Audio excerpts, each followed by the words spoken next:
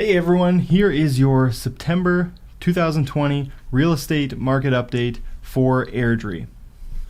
So the last video I did was back in April, so I wanted to bring you guys up to speed on the summer first, and then we'll get specifically into September.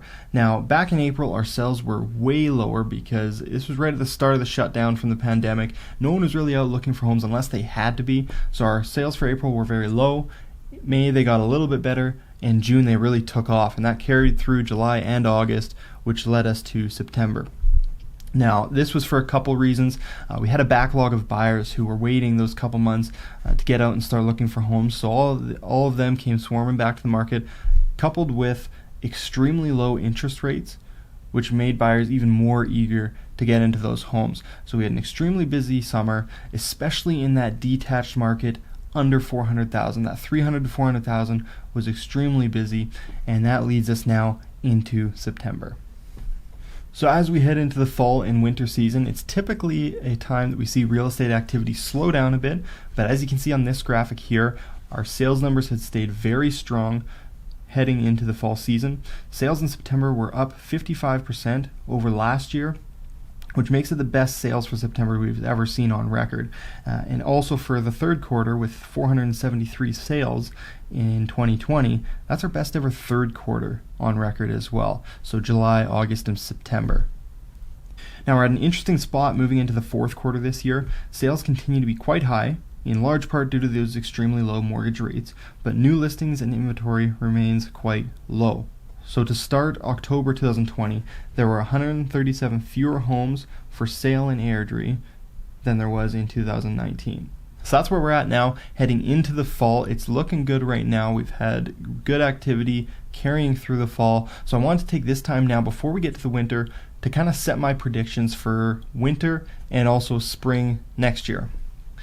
Now, real estate predictions can be really hard to nail down because things change all the time. The economy changes. Obviously, the pandemic can change things, as we've seen in the past, but this is the way I see it working out, and of course, that's subject to change. Heading into the winter with good sales numbers, low inventory, and especially if our interest rates stay as low as they are now, I'm expecting a pretty good winter for sales. I know a lot of buyers out there aren't going to want to risk waiting until the springtime to have interest rates possibly come up. They're going to want to take advantage now while they know that they're low. Now, come springtime, I'm expecting an above average amount of new listings to hit the market, and this is going to be from sellers who held off this spring due to the start of the pandemic and are now planning on listing in spring 2021. Now, I see this somewhat normalizing the false sellers market that we've seen this summer, and the reason I call it false is because I don't think it's completely sustainable, not in the short term anyway. I think it's been more of a short burst that we've seen due to the pandemic and low interest rates.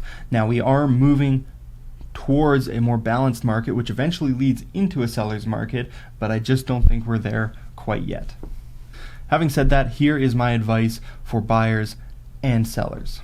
So if you held off listing this year and you're planning on listing in spring 2021, you may want to consider listing a little bit early so that you can avoid the spring listing frenzy that I think we're going to see come springtime next year.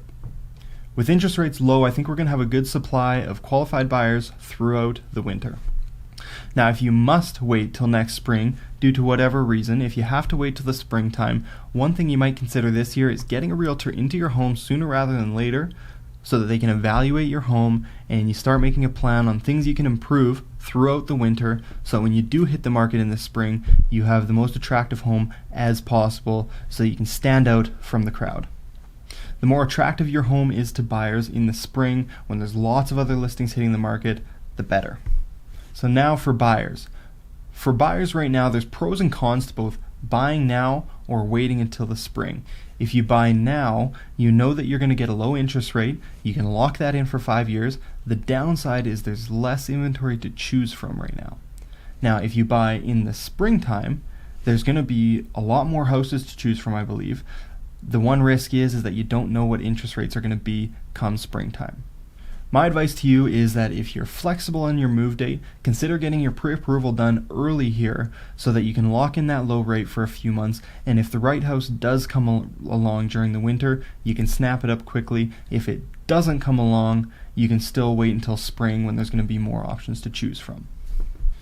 Now for mortgage news. So mortgage rates, as I've been saying, have been going down throughout the summer. We're now sitting kind of on average around the 1.8, 1.9% mark for 5-year fixed. Some discounted rates are lower than that. So if you are up for renewal or you're looking to buy a home, these rates right now are incredible. Now, even if you're not up for renewal, it might be worth looking into refinancing so you can lock back in at that really low rate, and you might end up being able to save a bit over the next few years. Now, if you're looking for a mortgage broker who can help you do that or help you in your new purchase or your renewal, let me know and I'd be more than happy to pass that along.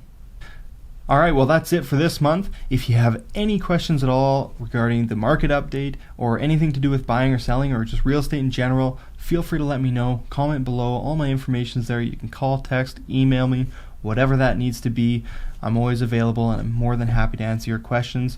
And also, if you're curious about a bit more of an in-depth report, I do send out a monthly market report for Airdrie or any of the surrounding communities, and also every single community within Airdrie, a monthly report that I send out by email that just gives you some of the stats on the neighborhood or on the city, as well as includes the properties that sold that month, so you can get an idea of the homes that are selling around you and how much they're actually selling for. So if you want to get on that list, again, just let me know. All my information is below.